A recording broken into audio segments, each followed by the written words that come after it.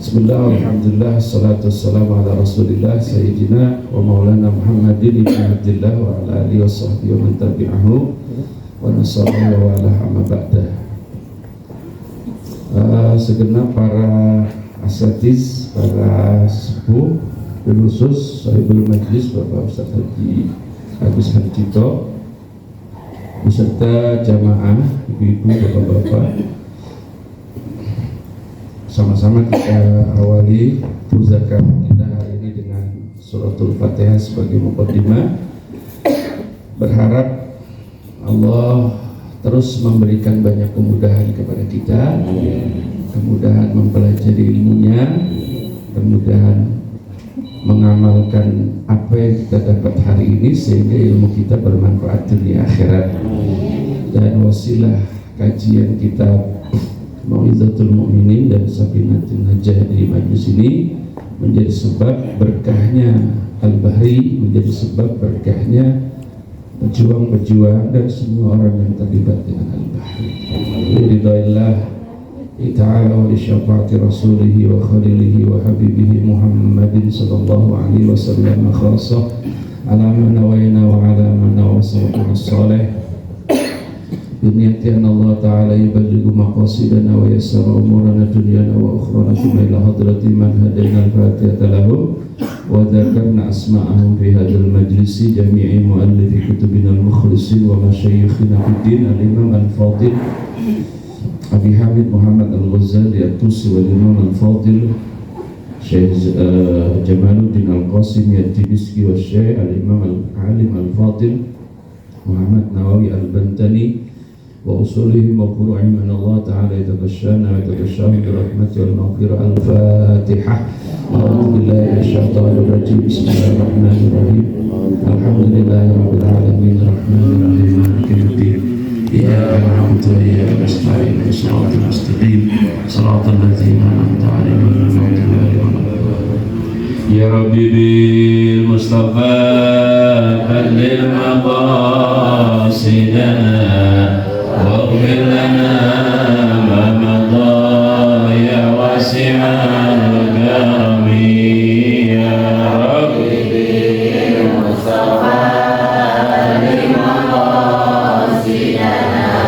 واغفر لنا ما مضى يا واسع الكرم. مولاي صل وسلم دائما ابدا على حبيبك خير الخلق كلهم يا رب بالمصطفى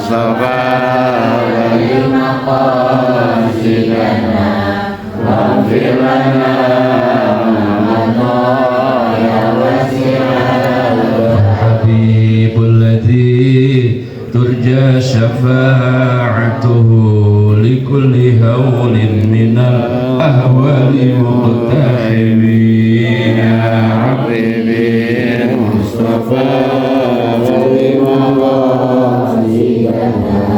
واغفر لنا ما مضى يا واسع اللهم صل وسلم وبارك عليه. A'udzu billahi minasyaitonir rajim. Bismillahirrahmanirrahim. Qala Syekhul Imam al-Muallif rahimahullahu ta'ala wa adaman naf'a wa bi barakati ulumihi bid-darain ya rabbal alamin wa ya mujibas sa'ilin. Masih kajian kitab Asrarit Thaharah. Asrarit Thaharah berarti yang kita pelajari itu taharah secara batin, asrar. Jadi rahasia dibalik perintah bersuci gitu kira-kira. Maka jangan berharap di kitab ini nanti ada kajian cara wudhu, ada kajian cara tayamum, tidak.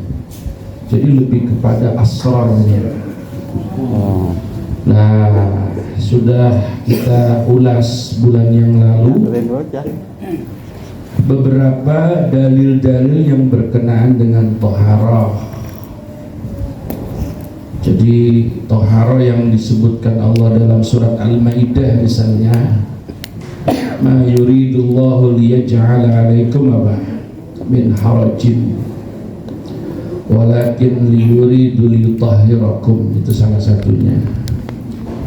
Kemudian ada lagi di dalam surat At-Taubah ayat 108, fihi rijalun yuhibbuna ayyatatahharu wallahu yuhibbul mutatahhirin.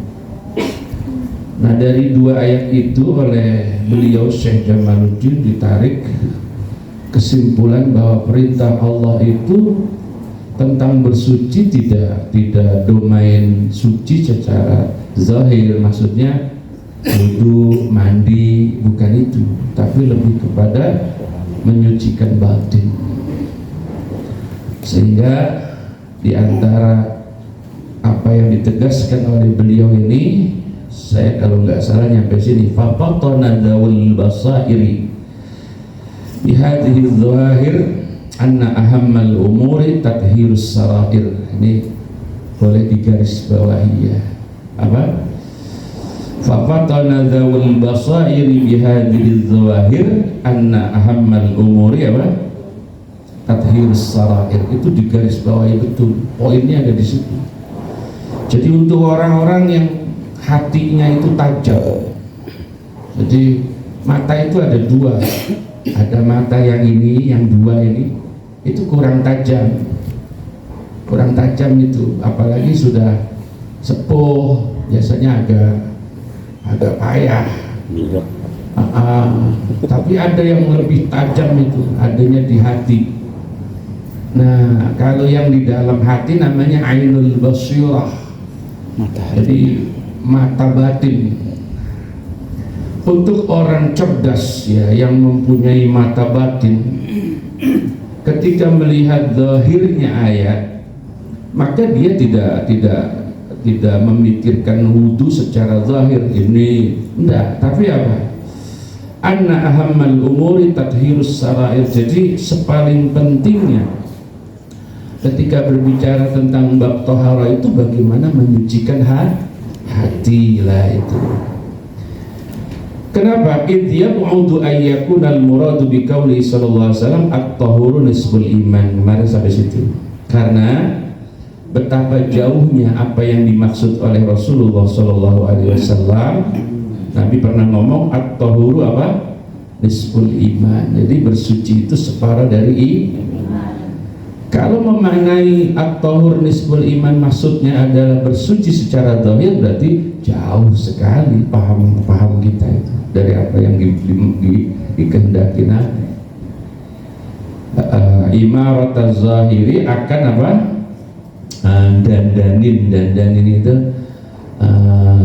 bersuci secara zahir, bitanzif bifadatil ma'i, kelawan ngeluberake banyu, wa ilqaihi lan tibaake alma. Jadi bersuci itu bukan sekedar guyur air, membasuh wajah, tangan, tidak begitu. Kalau itu yang kita maksud dari at-tahuru nisful iman, berarti paham kita jauh sekali. Jadi enaknya ngomong dan simpel itu. Jadi ketika kita wudhu itu jangan fokus kepada membasuh tangan, wajah. Itu sih waktu kita masih PAUD ya, masih kita TK gitu. Coba dah hitung-hitungan ya. Ini yang paling muda siapa sih di sini nih? Saya lah pastinya ini. Oke. Ini umpama ada umur 15 tahun gitu ya. Berarti udah berapa tahun wudhunya? Katakanlah umur 5 tahun sudah diajarin wudhu, sekarang 15 udah 10 tahun. Masa ngomongin tohara masih itu saja, kan berarti apa? Nggak naik kelas kita. Iya. Sehingga nanti di kitab ini ya, beliau itu memasukkan unsur doa dalam setiap basuhan. Misalnya kayak gini, Allahumma a'tini kitabi biyamini gitu ya, wa hasibni hisabi yasira. Itu kan ketika membasuh tangan sebelah kanan. Ya Allah, di akhirat nanti saya minta mudah-mudahan apa? Engkau beri buku catatan amal saya pakai tangan kanan. Dan mudah-mudahan engkau bisa hisab saya apa? Di akhirat nanti dengan hisab yang gampang. Nah, itu. Terus kemudian waktu membasuh wajah kita doanya apa? Allahumma bayyid wajhi yauma tabyadul wujuh wa taswaddul wujuh. Ada itu doanya ya. Ya Allah, wajah saya yang selalu saya basuh dengan air wudhu selama 15 tahun ini mudah-mudahan bercahaya. Bercahaya itu artinya apa? Ya batin Pak. Kalau orang hitam itu mau wudhu sehari 500 kali apa terus putih Pak? Ada. Jadi jangan punya anggapan berwudhu terus putih gitu kan, berarti TK kita. Nah ternyata ketika kita membasuh wudhu itu, membasuh wajah itu, di antara fadilahnya mampu menggugurkan dosa-dosa kita itu. Nah, jadi sampai ke sana kita. Sehingga alumni orang yang keluar dari kamar mandi selesai berwudu, maka yang keluar cahaya itu cahaya rahmat Allah sehingga dia tidak berani maksiat. Itu makanya batin. Ya. At-tahuru nisbul iman. Kalau orang bersuci itu hanya ngomongin air gitu ya, berarti tadi masih TK itu. Tidak dia pedulikan bagaimana keikhlasan dia waktu wudhu, kemudian tidak dia pikirkan orientasinya saya habis wudhu mau ngapain, menghadap Allah. Menghadap Allah zat yang kudus. Allah itu apa?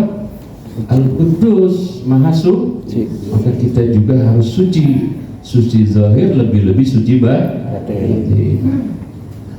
Nah, fokus kepada batin ketika wudhu, mandi dan menghilangkan najis. Wa takhribal batin ini atapnya ke mana Pak? Imarah tadi. Wa takhribal batin ilan.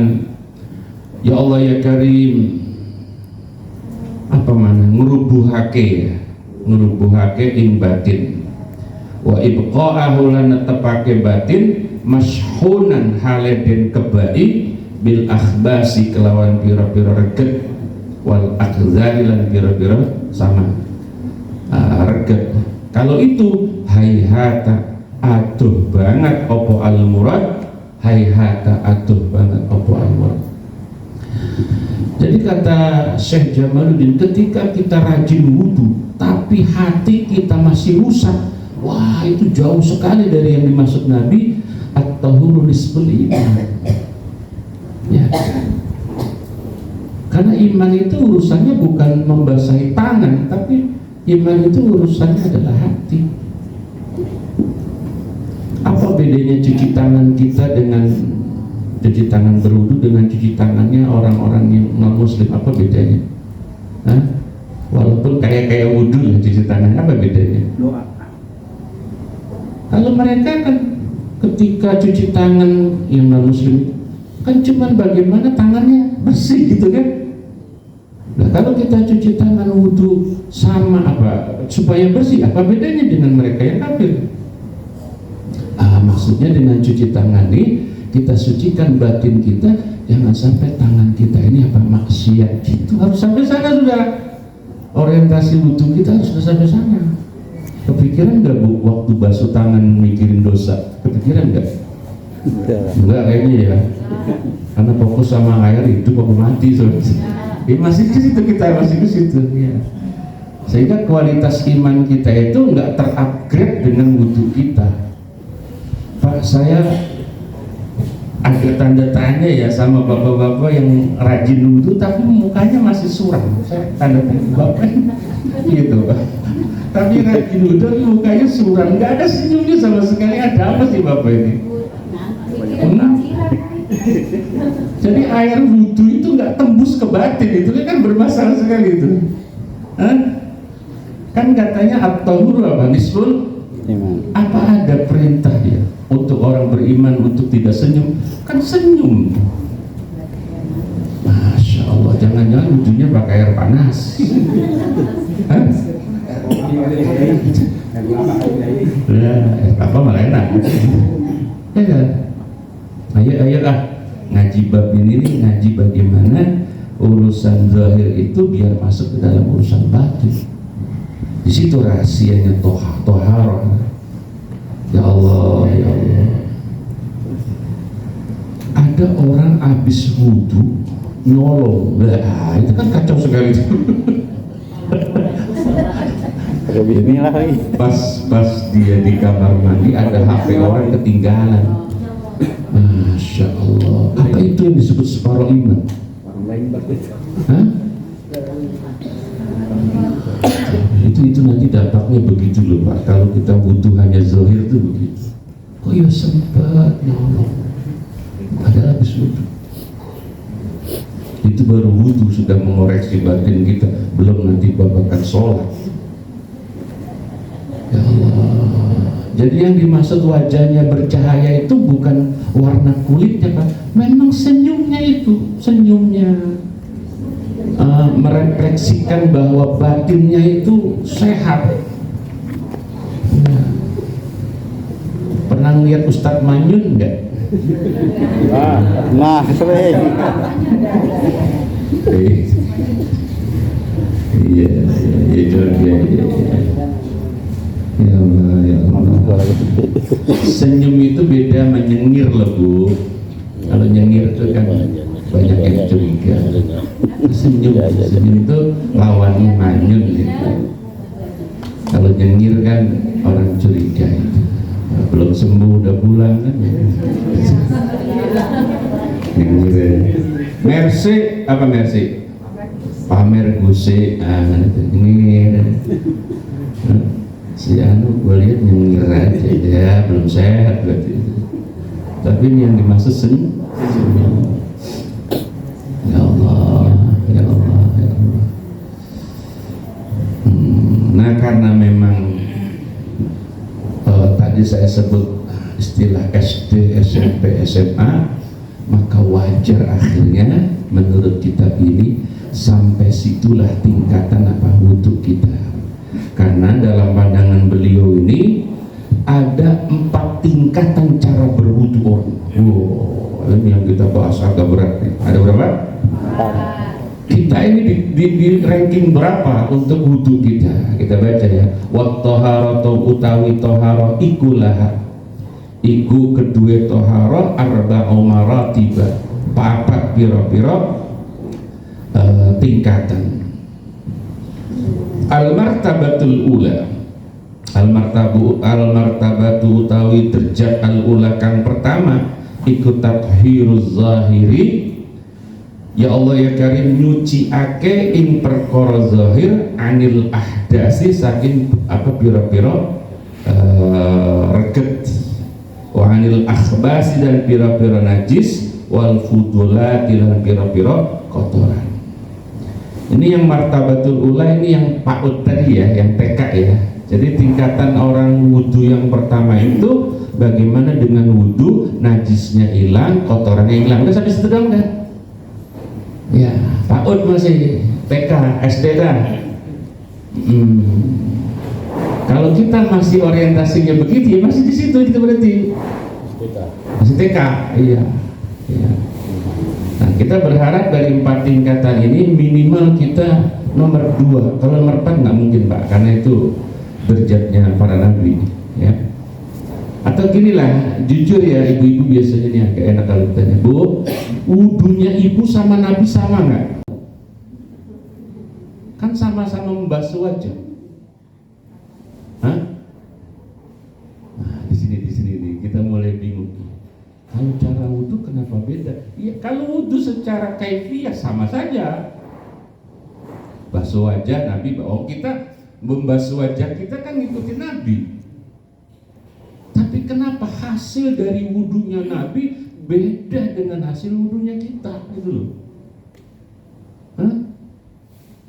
Nah itu, ini menurut saya buat cerminan kita ya. Iya. Berarti martabah kita ini bisa jadi masih nomor 1.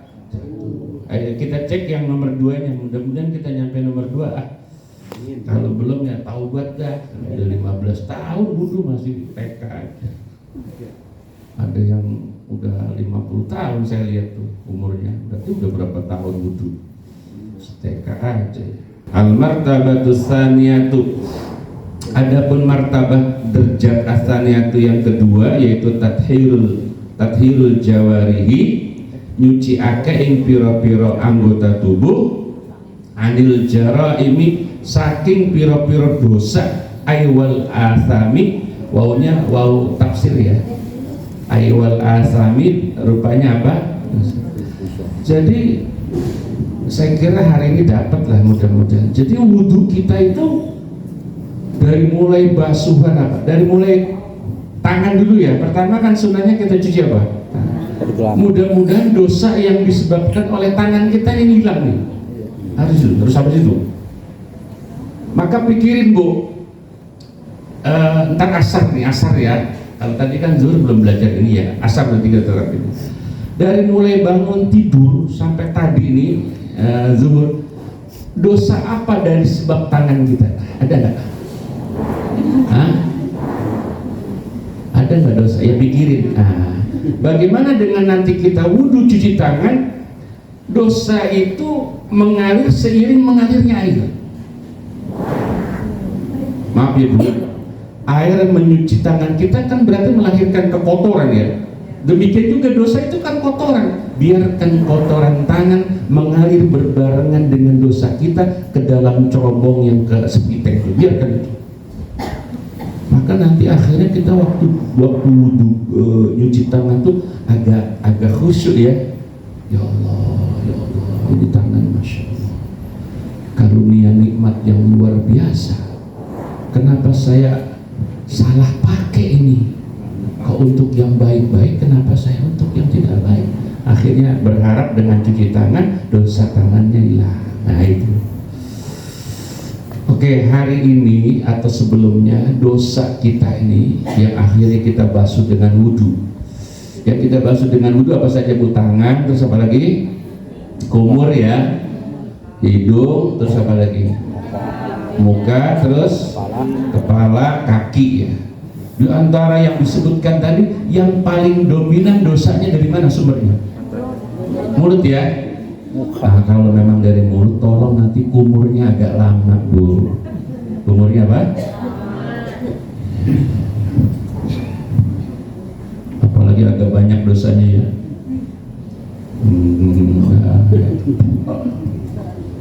Supaya dosanya apa? Tapi maaf ya, untuk yang derajat pertama itu nggak nyampe mikirnya itu. Biasanya ibu kumur, ya, wudhu kumur lama itu habis makan jengkol. Jengkol apa dosa? Hah? Ada yang lupa bahwa ada yang lebih bau dari jengkol. Apa? Dosa gibah gitu itu. Gibah paling sering. Paham ya? Ada yang lebih bau dari makan petek kita. Apa itu? Dosa menghujat orang. Kenapa kita tidak sungguh-sungguh waktu kita kumur mikirin bahwa tadi kita habis menghujat orang, mencela orang? Itu kalau mau naik kelas. Kalau nggak mau naik kelas udah begitu aja tepin ya. Masuk nggak ini? Masuk nggak? Masuk ya. Alhamdulillah ya. Jadi ntar wudhunya nggak ada yang bisa sebentar ya. Awas nih, mentang-mentang wudhunya lama, perhatikan juga ada hukum di situ. Buka keran jangan sekencang-kencangnya ya, buka yang sedang saja sambil kita memikirkan dosa tangan, dosa mulut, dosa hidung. Dosa hidung apa Bu? Contohnya dosa hidung lah. Dosa hidung apa ya? Dosa telinga, dosa mata. Pikirin ya Bu ya, pikirin ya. Oke, lanjut. Kayaknya untuk saya pribadi ya, wudhu saya baru kelas 2. Saya mengaku. Untuk naik kelas 3 kayaknya saya nggak sanggup. Apa sih yang kelas 3 Ustaz? Al-martabatu tsalisatu. Al-martabatu adapun tingkatan. As-tsalisatu kang ketiga. Ikut tathhirul qalbi. Masya Allah. Bagaimana wudhu itu nyocekake hati. Kata Ustadz, hati saya harus bersih, harus suci. Pas kumur ditelen. Ini prakteknya bocah SD. Kecuali wudhunya pakai air doa yang mungkin masih rada nyambung deh. Ini kebangetan TK ini. Hati saya lagi galau Ustadz, lagi banyak masalah, lagi kacau. Makanya pas wudhu kumur saya baik. Sembuh galaunya? Enggak. Yang ada kembungnya. Ya Allah, tathirul qalbi. Bisa nggak ini? Berat ya? Ustaz Gufron mungkin udah nyampe nih, tingkatan ketiga itu. Bagaimana akhlak kita itu? Hati kita bisa suci? Anil akhlaki, dari akhlak al-mazmumati, yang tercela. Bisa nggak wudhu ngobatin sombong? Ya Allah, ayo. Hari ini kita dihadapkan oleh zaman yang zaman itu membolehkan orang untuk sombong. Nah ini repot sekali. Kenapa? Ilmu yang ngebahas sombongnya mereka haramkan masalahnya. Saya suka sedih sama saudara kita di sebelah sana. Ilmu yang ngajarin sombongnya mereka haramkan. Akhirnya sudah kesombongan mereka. Baru wudhu sekali dulu, seolah-olah sudah megang kunci surga gitu. Kan kacau sekali orang itu. Ya Allah, hati-hati ya, hati-hati. Padahal kalau saya tanya, Mas, sampean yang punya kunci surga, saya tanya, wudhu sampean tadi diterima Allah enggak? Ada yang bisa jawab? Salat sampean dulu, apa diterima Allah? Terima Ustaz, ini buktinya tuh sampai hitam. Saya penasaran mau ngomongin jidat hitam ini ada di sini, Pak. Mau nggak? Ayo, boleh ya? Boleh. Oke, kita buka ya halamannya ya. Sebelum saya buka, saya kasih tahu. Ada loh ini bab jidat hitam di sini. Wah, repot, saya udah hitam lagi jidat saya. Kamu Ustaz tahu? Udah saya udah hatam loh kita beli. Jadi ceritanya dulu dah ya. Ceritanya ada sahabat jidatnya hitam. Lah sowan ke Rasulullah SAW, ditanya apa itu? Nabi pernah tanya. Jadi besok kalau ada orang jidatnya hitam, apa itu Pak? Minimal Anda harus bisa jawab. Apa maksudnya Anda bahwa Anda yang rajin sholat itu harus Anda kasih tahu orang dengan jidat Anda itu? Padahal kalau ditanya lagi, apa diterima sholat Anda itu? Yang kacau lagi, jidatnya dijadikan wasilah untuk sombong. Itu Masya Allah. Pengen tahu halamannya? Pengen? Pani biru. Ada. Pokoknya ada, tapi cari ada. Oke. Tathirul qalbi anil akhlaqi, berarti hubungan akhlak terpuji dan akhlak tercela itu sangat erat dengan wudhu kita. Baru wudhu loh, akhlak sudah terkoreksi, belum tersolatnya.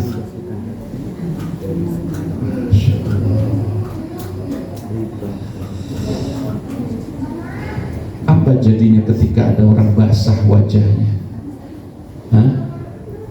Terus dia bilang, maaf salamannya, enggak, saya masih punya wudhu. Itu tidak terjadi dengan ulama-ulama dulu itu. Kalau ada orang salaman ini biasa, saya nggak mikirin wudhunya batal. Kalau dia, maaf saya punya wudhu. Itu tadi yang saya bilang.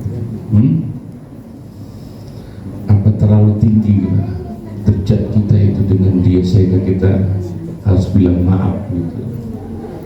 Padahal dia butuh mungkin untuk menghormati kita atau kita menyayangi dia misalnya. Kembali, anil akhlaqi al-madhmumah warrazaili, dan sifat-sifat asor al-mamkutati, Masya Allah, kang den bendoni opo ar-razail. Jangan kira wudu kita itu tidak dibenci sama Allah, Pak. Ketika wudu yang tadi menjadi wasilah akhlak mulia justru mendegradasi kita kepada razail, sifat-sifat hina yang itu mendatangkan murka Allah. Ayo pamerin wudu, silakan, ayo dipamerin wudu Bapak, silakan. Tunggu murka Allah itu. Bu, ibu lihat wajah saya kering apa basah? Saya punya wudu apa enggak? Enggak perlu tahu. Kalau saya punya wudu urusan ibu apa? Kalau saya enggak punya wudu urusan ibu apa? Enggak perlu tahu. Kepo.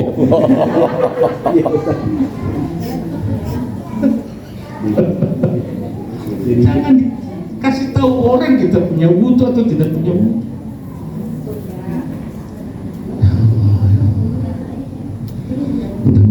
Mudah-mudahan nyampe nih tingkatan nomor 2 ada 3 kayaknya jauh 3 nih. Dan kita tinggal nomor 3 yang berat, apalagi yang keempat. 3 aja berat. Al-martabatu utawi tingkatan ar-rabi'atu kang keempat iku tahhirus sirri, nyuciake hati amma saking perkara siwallahi kang saliyane Allah Ta'ala. Pernah nggak wudu nggak kepikiran apa-apa kecuali Allah? Pernah? Kalau pernah berarti Bapak jadi nabi. Tidak ada ibadahnya seorang nabi apapun merek ibadahnya kecuali hanya Allah yang diingat. Saking bersihnya hatinya itu. Ibu pernah nggak wudu sampai nangis begitu? Kalaupun nangis paling faktor lain ya. Saya pernah pamer ilmu di depan jemaah. Saya pernah ngomong gini, Pak Ustadz Agus, mohon maaf ya agak sombong dikit. Saya ma'rifah itu tidak harus menghitamkan jidat saya rajin tahajud, tidak. Untuk sampai derajat ma'rifah itu saya dapat justru di WC, bayangin juga. Sebuah tempat yang isinya setan semut. Tapi justru derajat ma'rifah saya dapatnya di WC, kan nggak nyambung gitu. Ibu tahu derajat ma'rifah nggak? Bagaimana seseorang sampai ke derajat yang kenal dengan Allah kok nemunya di WC? Coba diangan-angan kira-kira apa yang saya bisa dapat. Jadi waktu saya mau mandi, kepikiran makhluk Allah yang bernama air itu Allah rubah bentuknya tidak seperti air. Tiba-tiba kucuran air itu berubah keras. Apa nggak hancur kepala kita, Bu?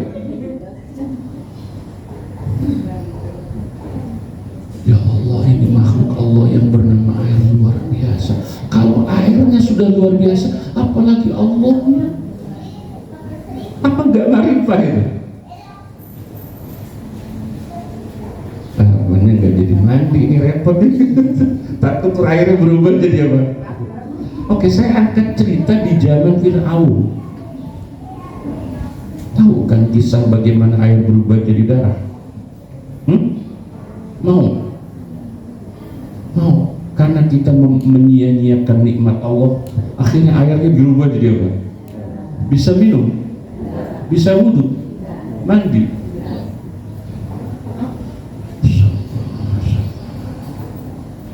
Baru bab air. Kalau sudah sampai tahapan itu berarti martabatul rabi'ah. Tidak ada yang dipikirkan kecuali Allah. Oh, kerannya dipikirin enggak? Ini bikinan mana? Ini Cina apa?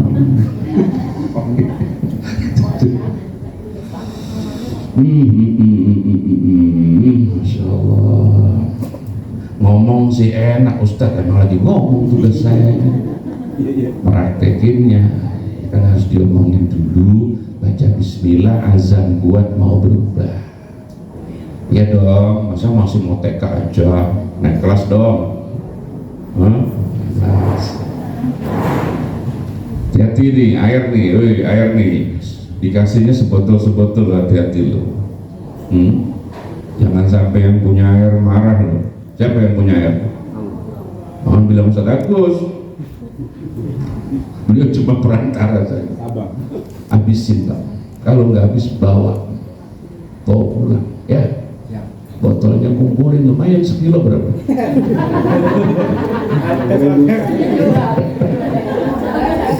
Kadang-kadang dibuang-buang ya. Padahal pakai uang loh itu. Ayo.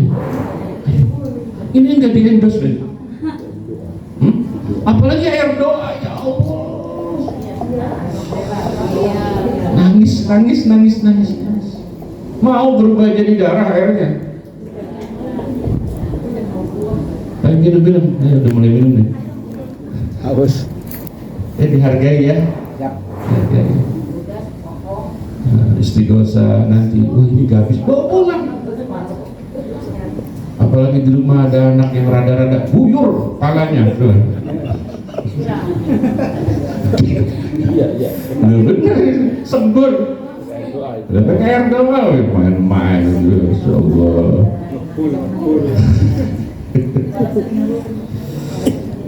Ini ngomong-ngomong tingkatan keempat ini kok ya berat banget. Ya berat. Wahum, maka disebutkan wahum utawi tathir sirri iku toharatul ambiyai, toharo sesuciannya apa? Para nabi salawatullah alaihi wassiddiqin. Nah, ini ngomongin siddiqin ini. Siapa siddiqin itu? Siddiqin itu afadilu ashabil anbiya. Saya ulang, as-siddiqin menurut pandangan Syekh Jalaluddin Al-Mahalli, karena adanya di surat Al-Imran An-Nisa ding. Coba santri baca ya surat An-Nisa ya, saya kira hafal itu. Wa may yuti'illaha wa rasulahu faulaika ma'alladzina amallahu alaihim minan nabiyyin was-siddiqin wasyuhada'i was-salihin. Ayat 89 gitu. Wa hasuna ulaika rafiqa. Sampai situ satu ayat. Dzalikal fadlu minallahi wa kafa billahi. Ayat 90-nya. Jadi saya baca itu komentarnya pakar tafsir. Dulu ada orang laki-laki sowan ke rumah Nabi, ini hiburan saja. Jadi orang laki-laki itu nggak betah tidur di rumah. Setiap tidur itu kepikirannya Rasulullah SAW, sehingga dia tidak sabar nunggu pagi. Ketika pagi langsung ke rumah Rasul. Dia nggak pikirin bininya, nggak pikirin anaknya, pokoknya apa? Tidak ada seorang makhluk pun di dunia ini yang saya cintai kecuali panjenengan ya Rasul. Selalu. Sampai Aisyah itu sudah hafal betul, pasti pagi ini yang nongol dia. Kenapa? Nggak betah di rumah karena pengennya ketemu Nabi terus. Akhirnya saking cintanya sama Nabi, nangis kepikiran. Kalau saya mati, kata orang laki-laki ya, terus panjenengan mati. Panjenengan kan masuk surga, pasti masuk surga. Nah, panjenengan masuk surga, surganya tinggi sekali. Ad-darajatul ulya. Sementara saya, kalaupun masuk surga, paling lantai bawah. Nah, terus saya ketemunya kapan sama jenengan? Kalau memang saya nggak bisa ketemu jenengan di surga, mendingan sama-sama nggak usah mati. Karena biar apa? Ketemu terus. Yuti'illah wa rasulahu faulaika ma'alladzina an'ama Allahu 'alaihim minan nabiyyin was-siddiqin wasyuhada'i was-shalihin. Ada disebut kata siddiqin. Tenang, kata Allah, siapapun orang bisa ketemu nabinya. Ketemu nabi itu gimana? Ada waktunya kita sowan ketemu nabi, bahkan kita bisa bercengkrama dengan para nabi. Nabiin pengen ketemu Nabi Yusuf nggak mbak? Pengen ketemu? Harus dong Nabi Yusuf. Nanti kita bisa lihat di surga itu Nabi Yusuf lagi kongkonya sama siapa? Ya sama Nabi Yakub. Pengen ketemu sahabat Abu Bakar enggak? Ada nanti. Cuman sahabat Abu Bakar tempatnya di bawah Nabi, nggak sekapling, enggak, di bawah para Nabi. Ya, nah orang-orang yang disebut as-siddiqin itu pembesarnya sahabat para Nabi. Jadi kalau di surat Al-Imran namanya Hawariyin. Apa namanya? Apa itu Al-Hawariyin?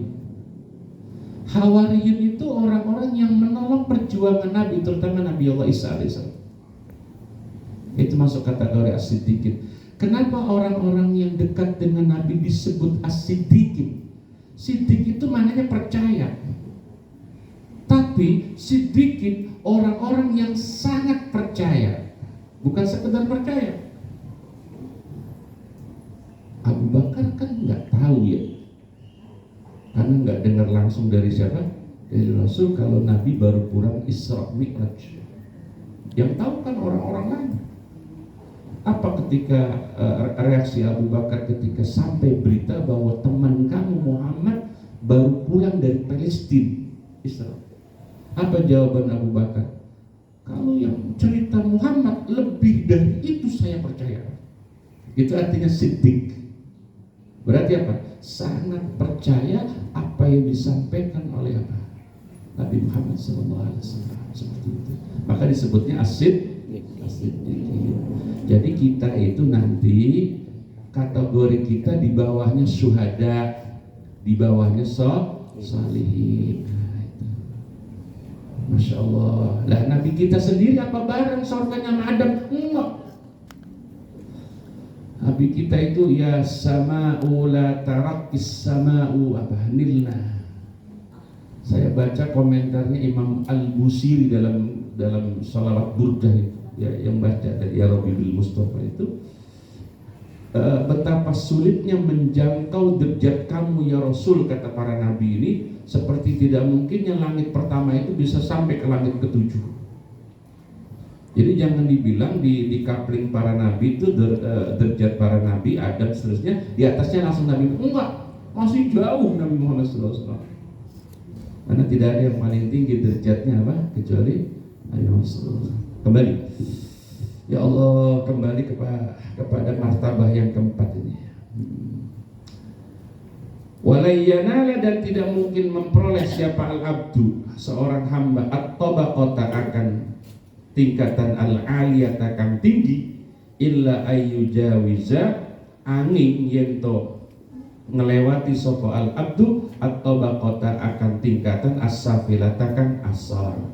Jadi sekarang kita sudah sampai nih ya, mudah-mudahan tingkatan kedua ya, karena wudhu kita alhamdulillah rapi dah ya. Ya saya nggak kasih tahu cara kumur bagaimana, cara nggak, itu udah tahu semua saya yakin. Berarti kita akan naik ke derajat nomor 2. Tidak mungkin anak TK suruh wudhu bagaimana supaya apa? Mikirin dosa, itu nggak akan pernah nyampe begitu. Anak TK mana tahu ukuran dia punya dosa atau tidak. Maka itu untuk bisa naik ke tingkat 2 harus rapih dulu di tingkat pertama. Oke. Dan insya Allah mudah-mudahan kita sudah sampai di tingkat kedua, mudah-mudahan ya. Fala yasilu mokora teko ora sampai sapa abdun ila taharati sirri maring taharah hati an sifatil madmumati saking pira-pira sifat al mudmumati kang tercela apa sifat wa imarati hilan dandani ing Allah sirri bil mahmudati kelawan sifat kang terpuji malam yafraq selagine durung kober sapa al abdu minat taharatil qalbi saking nyucihake ati anil khuluqi saking pira-pira akhlak al madmumi kang tercela wa imaratihi lan dadani ing qalbi bil khuluqi kelawan akhlak al mahmudi kang terpuji wala yasilan ora bakal teko sapa abdun ila dalika maring mengkono taharatul qalbi malam yafraq selagine ora kober sapa abdun min taharatil jawarihi saking nyucikake pira-pira anggota tubuh anil manahi saking pira-pira barang kang den larang wa imarati halan dandani ing Ya Allah ya Karim, taharatul qalbi bittaati kelawan taat. Dan sampai situ tandain ya. Intinya untuk bisa sampai ke tingkatan-tingkatan yang lebih tinggi, maka yang tingkatan awalnya harus rapih dulu ya. Nah, karena yang ngaji ini sudah umurnya sudah banyak ya, jadi nggak ngomongin pertama lagi, tapi apa? Yang kedua syukur menuju yang ketiga, ya. Tapi kalau yang keempat saya rasa mustahil. Ya. Ini intinya dari muqaddimah asrar tahar. Baru muqaddimah ya, baru pemanasan. Ya, belum membahas satu persatu. Sebelum saya lanjut kitab yang kedua. Nah, kalau kitab yang kedua ini Thaharah Zahir namanya. Ini cara bersuci secara zahir. Saya mau nanya Pak Ustadz, Pak Kiai Abdullah, dalam kajian kita ini kan tentang masalah Thaharah atau bersuci. Itu artinya kaitannya kita dengan sholat. Nah, ada sebuah hadis Nabi mengatakan kalau tidak salah, "Shollu kama ra'aitumuni usolli." Kira-kira betul begitu apa? Nah, tetapi sabda Nabi ini atau hadis Nabi ini ternyata prakteknya bagi umat Nabi itu berbeda-beda cara pengerjaan sholatnya, sehingga salah satu diantaranya ketika persiapan mau sholat itu ada kelingking sama kelingking katanya harus bertemu gitu. Jadi kalau seandainya renggang itu setan bisa masuk di situ di selahnya itu. Nah, kemudian ketika sholat pun juga ada yang ketika baca tasyahud sambil telunjuk jari tangan, jari telunjuk, ada yang digoyang-goyangin, ada yang diam saja. Nah, kemudian ada juga ketika bangun dari sujud, tangannya situ sambil ngepel, ada yang begitu. Kalau kita kan lebar-lebar gitu. Nah, itu hal yang demikian itu apakah bagian daripada furiyah atau apa gitu? Sedangkan hadisnya Nabi mengatakan shollu kama ra'aitumuni usolli, sholatlah kalian sebagaimana aku, kata Nabi, menjalankan sholat. Nah, itu mohon penjelasan daripada Pak Kiai Abdullah. Terima kasih. Assalamualaikum warahmatullahi wabarakatuh. Lihat perintah sholat itu standarnya kok harus ikut Nabi ya. Itu nggak bisa ditawar, memang sholat itu harus sama dengan Nabi. Jadi sujudnya harus sama, rukunya harus sama. Kemudian kita juga nggak boleh lupa bahwa ada kendala kita terkait apa? Bagaimana sebuah gambaran tentang sujudnya Nabi itu bisa sampai ke kita. Padahal Nabi sholatnya tahun berapa ya? Lalu Nabi mulai sholat tahun berapa? Atau minimal begini deh, Nabi wafat tahun berapa? Masehinya? Gampangnya gini, lahirnya kan 571 ya. 571 itu tambah 63 berapa? 632. Hah? 632. 632. 632. Yang benar hitungnya ini. Nabi lahirnya 571 ditambah 63 berapa? Oh. Hah? 584. Iya. 634 berarti tahun 634 Masehi Nabi wafat. Sekarang 2000 berapa? 2025. 2025 diambil 634 berapa? Berapa? Ayo itu kan. 1391 itu berapa abad? Satu abad 100 tahun. Hampir 14 abad ya, atau 13 abad. Oke. Kalau ada orang yang bilang sholat saya sama dengan Nabi, dia hidupnya di tahun 2025, Nabi terakhir 600 berapa? 30. Bapak percaya nggak? Bapak percaya nggak? So and so. Apa so and so itu? Bisa percaya, bisa enggak. Kapan Anda melihat Nabi sholat? Lah, untuk bisa menggambarkan Nabi sholatnya kayak apa, kan kita harus ada pedoman tuh. Pedomannya apa? Dulu sahabat ngelihat sujudnya Nabi kayak wah.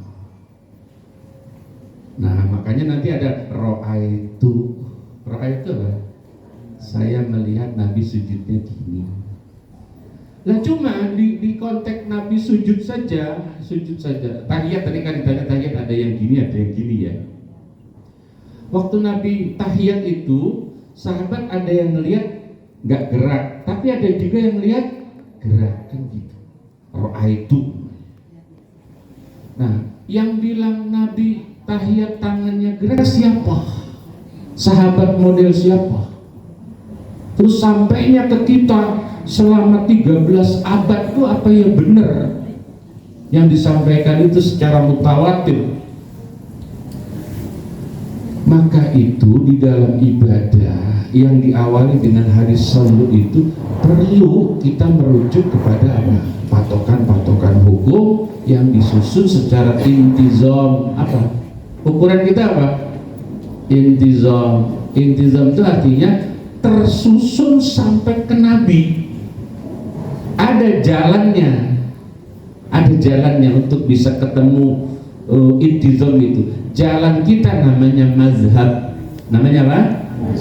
Mazhab. Sekarang saya tanya sama yang nanya, Imam Syafi'i waktu tahiyat gerak apa enggak? Hah? Kan susah kita bilang kita nggak pernah lihat Imam Syafi'i sholat ya. Padahal Imam Syafi'i kan ya tetap walaupun jauh. Oke. Kita jangan lihat Imam Syafi'i, yang kita lihat itu ashabus Syafi'i, murid-muridnya Imam. Yang paling terdekat itu muridnya Imam Syafi'i siapa Pak? Yang kitabnya kita baca itu. Banyak. Maka ketika kita baca kitab fikih muridnya Imam Syafi'i mengatakan bahwa tahiyat itu tidak gerak, itu paling tidak ukuran kita. Nabi waktu tahiyat nggak gerak. Inilah komentar saya kalau ditanya Bapak gerak atau tidak? Enggak. Terus apakah Nabi tidak gerak? Saya nggak tahu karena saya nggak pernah lihat Nabi sholat gerak atau tidak. Nah, terus Bapak ngikut ulama yang minta informasinya tentang apa? Sholatnya Nabi melalui jalur murid-muridnya Imam Syafi'i.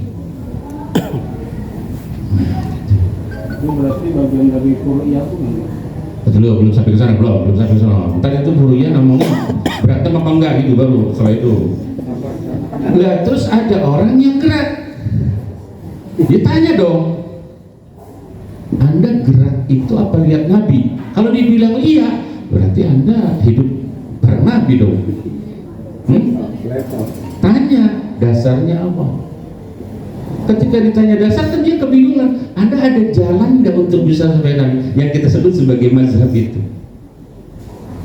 Saya disebut, saya ada Ibnu Taimiyah namanya. Oke. Karena pedomannya kan Ibnu Taimiyah ya. Ibnu Taimiyah itu intizam nggak sampai Nabi. Makanya kita nggak pakai betul fatwanya Ibnu Taimiyah. Karena Ibnu Taimiyah tidak intizam, tidak tersusun sampai Nabi itu, banyak putusnya.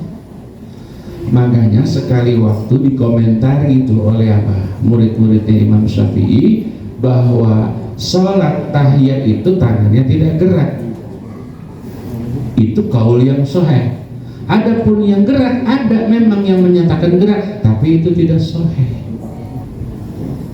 Tapi kenapa murid-muridnya Imam Syafi'i tidak mengomentari keras orang tahiyatnya gerak-gerak? Kenapa? Karena itu ranah furu'iyah. Ranah fur'i itu adalah gerak-gerak itu, yang bergerak itu jari, bukan telapak tangan. Karena anggota tubuh kita terbagi dua. Ada a'dha'us sakil, ada a'dha'ul khafif, gitu kajiannya. Ada anggota tubuh yang berat, ada anggota tubuh yang ringan. Jari-jari itu termasuk khafif, ya. Nah, maka itu kenapa yang mengatakan jari-jari gerak itu dhaif, dikhawatirkan karena gerak-gerak telapak tangan yang ngangkat, sehingga menurut mazhab Syafi'i yang gerak-gerak makruh. Dan itu fakta hukumnya. Tapi kok ujuk-ujuk ada orang bilang Nabi itu gerak-gerak, ya sudah biarin, jangan dikomentari. Berarti namanya overclaim, ngaku-ngaku. Udah biarin, kan zamannya begitu. Saya ini mirip Nabi sholat, ya sudah, iya aja, udah jangan pakai apa. Ini dia repot. Ya, itu terkait bagaimana tadi hadis sallu ra'at kamar termasuk. Ya, jadi perlu kita bermazhab itu supaya sholat kita nggak ngarang. Oke.